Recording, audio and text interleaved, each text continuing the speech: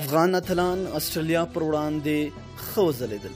په سلامونو مو هرکلی کوم، په دې هیله چې ټول به روغ جوړ او د صحت په جامه به یې. د کرکټ لوبې مبصرین وایي د استرالیا لوبډلې پر وړاندې د افغان ملي لوبډلې لوبه د ستایلو وړ ده، ځکه چې د کرکټ وړاندوونکو د څرګندونو خلاف ښه لوبه یې وکړه. د کرکټ چارو شنونکی جار عبدالرحیمزی وایي استرالیا د نړۍ پیاوړې لوبډله ده او لومړۍ لوبه همیش خپل فشارونه لري، خو له دې سره سره هم افغان لوبغاړو د دوی پر وړاندې ښه لوبه وکړه. عبدالرحیمزی وایي افغانستان چې کومه لوبه د استرالیا پر وړاندې وکړه د ستایلو وړ ده.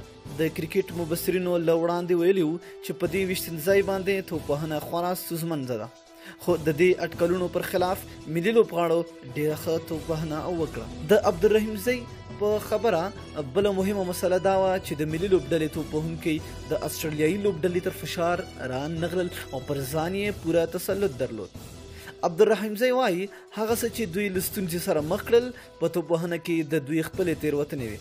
یوازې شهزاد هغه توپوهونکی و چې د استرالیایي لوبډلې ته تیز توپ اچوونکی میچل سټارک د ښې توپ اچونې ښکار شو. عبدالرحیمزی زیاته کړه په ټوله کې د استرالیا لوبډلې پر وړاندې د افغانستان کرکټ لوبډلې ستاینه کوي او وایي افغانستان د استرالیایي لوبډلې پر وړاندې په توپ اچونه او توپوهنه کې ښه وځلېد، یوازې په توپ ټولنه کې یې یو شمېر ستونزې لرلې. په ورته وخت کې د کرکټ مینوال هم د افغانستان او استرالیا ترمنځ لوبه کې د کرکټ ملي لوبډلې په برلاسۍ اعتراف کوي. د کابل ځینې اوسیدونکي داسې وایي د افغانستان او استرالیایي لوبغاړو ترمنځ د تجربې له پلوه واټن خورا زیات دی، خو ملي لوبډلې د دوی پر وړاندې ډېره ښه لوبه وکړه. همدارنګه د کابل یو بل اوسیدونکی وایي د استرالیا کرکټ ملي لوبډلې سره لوبېدل سخت کار دی، خو د کرکټ ملي لوبډلې د قناعت وړ لوبه وکړه او 200 منډې وکړي چې دا د استرالیا کرکټ لوبډلې پر وړاندې ډېرې منډې دي. د کرکټ ملي لوبډلې د نړیوال جام په لومړۍ لوبه کې له استرالیا لوبډلې د 7 ویکټو په توپیر ماتې ومنله.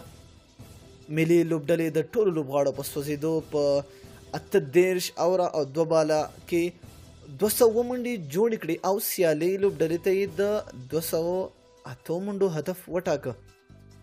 د افغانستان له لورې نجیب زدران 51، رحمت شاه 43 او ګلبدین نایب 11 منډې جوړې کړې. استرالیا لوبډلې د 3 لوبغاړو په سوځېدو سره ټاکل شوی هدف په 14 اورونو کې پوره کړ. د افغانستان کرکټ ملي لوبډلې دویمه لوبه به د جون په 4مه د سې شنبې په ورځ په کارادیف کرکټ لوبغاړي کې له سریلانکا لوبډلې سره وي.